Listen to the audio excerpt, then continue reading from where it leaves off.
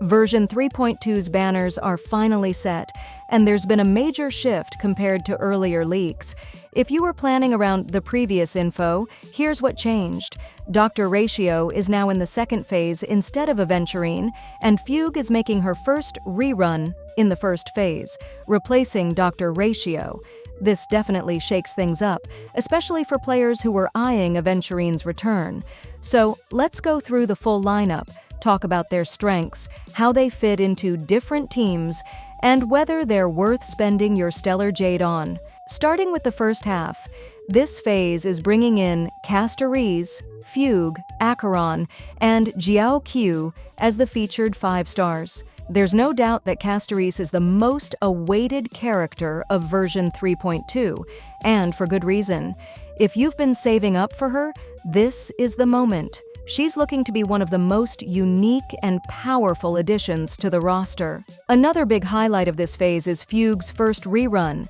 If you missed her initial release, this is the chance to grab her. Then there's Acheron, and at this point, she barely needs an introduction. As a Lightning Nihility unit, she scales off debuffs, making her an absolute powerhouse in teams that stack enemy debuffs. The final 5-star in this half, Jiao Qiu. Since Acheron thrives in debuff-heavy teams, Jiao Qiu fits in perfectly as a Fire Nihility unit who applies the Ashen Roast debuff, increasing the ultimate damage enemies take. Acheron's playstyle revolves around stacking debuffs to fuel her ultimates, and Jiao Qiu helps with exactly that.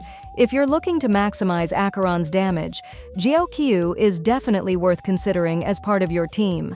Now, the second half of the update brings Anaxa and Dr. Ratio as the featured 5 stars.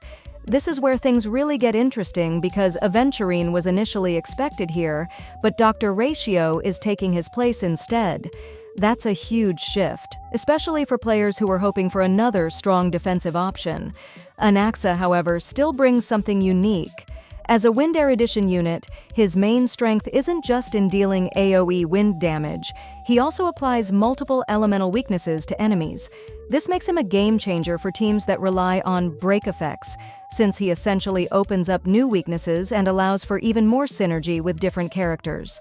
If you're someone who enjoys setting up big break damage combos, Anaxa could be a valuable pick. Then there's Dr. Ratio, making his return in the second phase.